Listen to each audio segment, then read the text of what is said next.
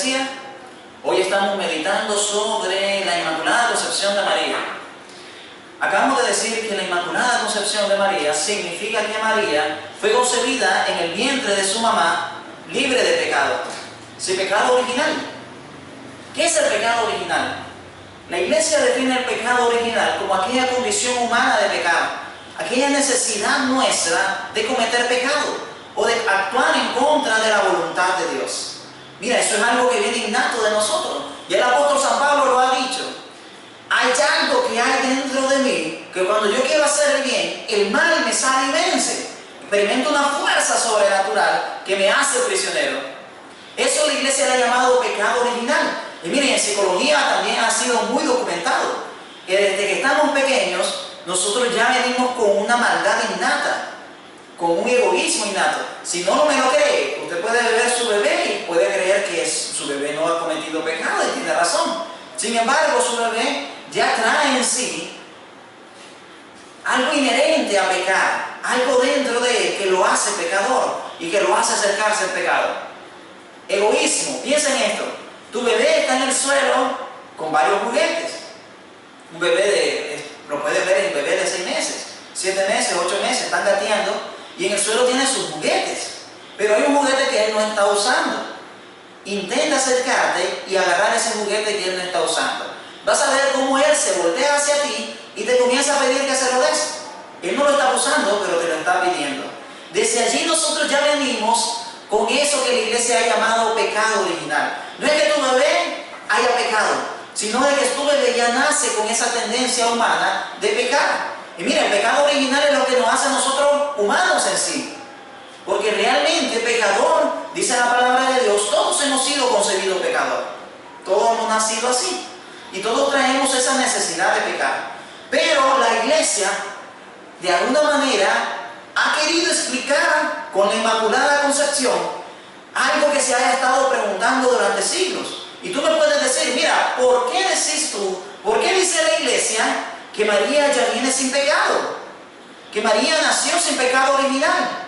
¿De dónde sacamos esa idea? ¿De dónde se lo ha inventado la Iglesia? Y como dirán algunos hermanos, ¿en qué parte de la Biblia dice eso? Hermano, precisamente para contestar esa pregunta, estamos realizando este programa, para que tú entiendas qué es lo que nosotros celebramos y por qué lo celebramos. En primer lugar, María, la Iglesia durante 2000 años ha estado estudiando el personaje de María.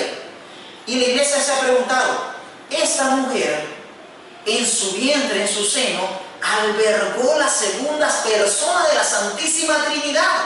Dios mismo se hizo pequeño y entró en el vientre de esta mujer. Y la Iglesia se ha preguntado, ¿cómo ese vientre resistió, soportó que la segunda persona de la Trinidad entrara en ella? ¿Por qué decimos esto? Mira, esta pregunta se lo ha hecho la Iglesia durante siglos. ¿Por qué esta mujer soportó su humanidad, soportó que el Verbo puro, completo, haya albergado su vientre? Quiero explicar esto de una manera sencilla. Vamos a ver lo que dice Éxodo capítulo 25. Y a través de esto te quiero explicar lo que sucede y por qué la Iglesia se ha estado haciendo estas preguntas, que ha dado respuesta a través del dogma de la Inmaculada Concepción. En el capítulo 25, del verso 10 en adelante, nosotros vemos cómo Dios ordena que se construya el Arca de la Alianza. Esta Arca de la Alianza, usted lo puede leer en el capítulo 25 de Éxodo, verso 10 en adelante. Dios ordena a Moisés construir un arca.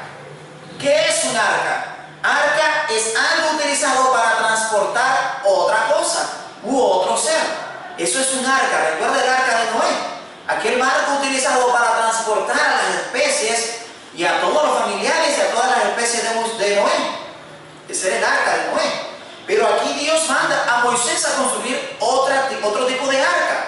¿Pero qué va a transportar esa arca? La palabra de Dios nos asegura en el verso 10 en adelante que en esta arca se iba a transportar la presencia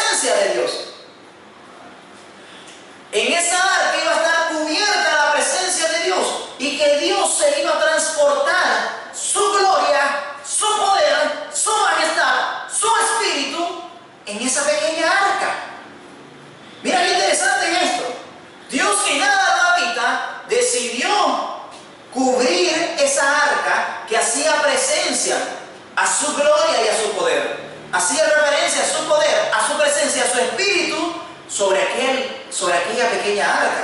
Y esto es interesante.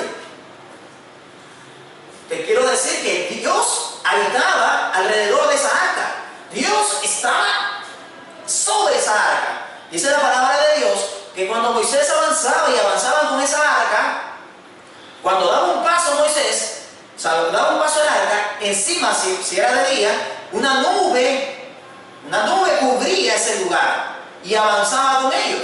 Si el arca se detenía, la nube se detenía. Si el arca avanzaba, la nube avanzaba. Dice la palabra de Dios que de noche, cuando el arca avanzaba, era una bola de fuego lo que iba sobre ellos. El arca se detenía y la bola de fuego se detenía. Era la presencia misma de Dios representado a través de una nube y a través del fuego del Espíritu Santo. Pero la presencia de Dios se trasladaba en aquella arca. Dios estaba en aquella arca. Dios se movía a través de esa arca. Vos me vas a decir que tiene que ver esto con la Virgen María. Pensemos un momento. El arca de la antigua alianza era hecha de madera cubierta de oro y encima estaba la presencia de Dios. El arca de la nueva alianza es esta mujer que la presencia de Dios mismo descendió. No sé si te has puesto a reflexionar en esto, pero al decirle a María que ella va a concebir y va a dar a luz un hijo, y ese hijo sería Jesús, se le estamos diciendo a María que Dios mismo, se iba a encarnar en ella, iba a habitarla, iba a entrar en su seno. María se sorprende ante esto y María se preocupa. Vamos a ver luego qué fue lo que sucedió con esta arca. Y es lo que te quiero explicar, que por qué la iglesia ha considerado que en esa arca,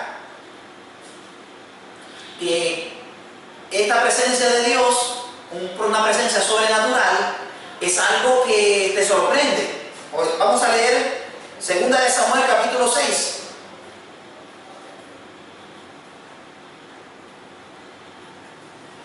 Vamos a leer todo el capítulo 6 hasta el verso 9. Dice así: David reunió nuevamente a los soldados escogidos de Israel, que eran 30.000 hombres.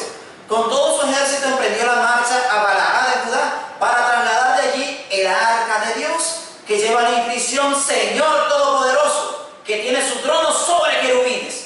Mira, encima del arca estaban puestos 2 querubines, y esa inscripción tenía el arca, y encima de ellos iba la gloria de Dios. Pusieron el arca de Dios en un carro nuevo, y la sacaron de casa de Abinadab en Gibea. Usa y Ahión, hijos de Abinadab, guiaron el carro con el arca de Dios. Ahión marchaba delante del arca. David y los israelitas iban danzando ante el Señor con todo entusiasmo. Espera, iban danzando ante el Señor, iban danzando frente al arca, porque encima del arca iba la presencia de Dios. Cantando al son de cítaras y arpas, panderetas, sonajas y platillos. Esto se parece un poco a las procesiones que nosotros hacemos. Cuando llegaron al lugar llamado la era de Nacón, los bueyes tropezaron. Escucha esto es muy importante. Los bueyes tropezaron y Uzá alargó la mano al arca de Dios para sujetarla. Mira esto interesante, y me detengo un momento. Imagínate, llevan el arca en un coche, en una carreta nueva, un carruaje nuevo, y van los bueyes, iba la carreta y allí iba el arca. David iba adelante danzando con todo su ejército alrededor del arca, porque esa arca hacía presencia a Yahvé, a Dios mismo, a Jehová, como dicen los hermanos separados. A Yahvé mismo hacía presencia alrededor de esa arca, y esa arca iba en ese carro de bueyes, llevado por bueyes. Pero de repente dice el versículo 6, los bueyes tropezaron y el arca se resbala a caer. ¿Y qué fue lo que hizo Uzá? Uzá alargó la mano para sujetar el arca. El Señor se encolerizó, dice el versículo 7. El Señor se encolerizó y murió Uzá allí mismo por su atrevimiento. Lo hirió y murió allí mismo junto al arca de Dios. David se enfadó porque el Señor había arremetido contra Uzá, y puso a aquel sitio el nombre de Pérez es Uzá, y así se llama ahora, ¿qué quiere decir dónde murió Uzá? Palabra de Dios. Te alabamos, Señor. Piénsalo un momento. Va el arca, piénsalo, va el arca. El carruaje, Uzá iba transportando el arca, iba conduciendo aquel carruaje. Los bueyes tropezaron y el arca casi se cae. ¿Qué es lo que hubieras hecho tú? Te pregunto, ¿qué es lo que vos hubieras hecho? Uzá lo que hizo fue agarrar la mano para sujetar el arca y que no se cayera. Pero dice que Dios hizo que Uzá muera. ¿Pero por qué?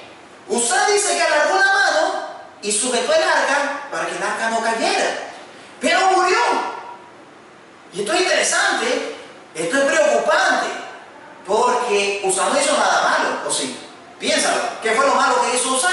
¿Por qué murió Uzá al tocar el arca? La respuesta es sencilla. En esa arca se trasladaba la presencia del Dios vivo, la gloria del Dios vivo.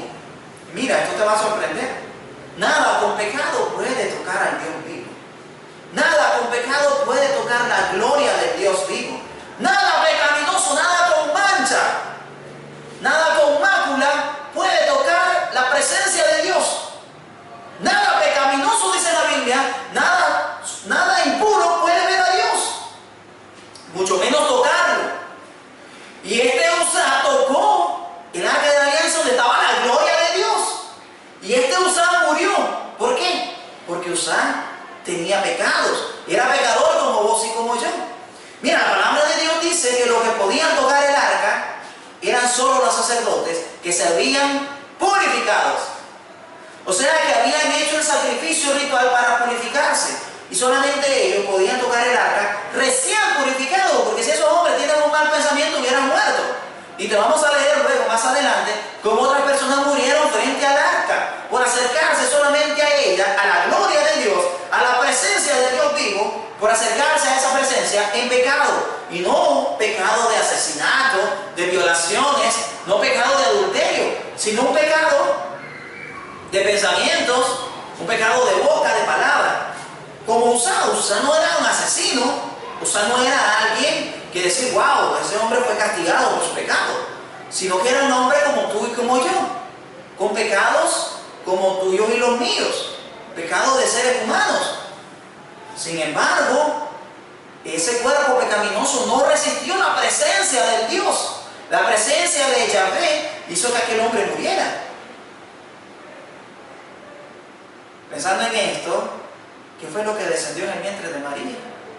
¿Qué fue lo que entró en el vientre de María? ¿Quién fue el que llegó a aquel vientre? Hazte la pregunta. Si Uzá murió por tener pecados como los tuyos y los míos, ¿por qué María resistió la presencia de Dios? ¿Qué es lo que cubrió a María que hizo que María resistiera la presencia de Dios vivo en su vientre? Vamos a dejarte esa pregunta y seguimos en sintonía de tu programa Nuestra Fe Católica.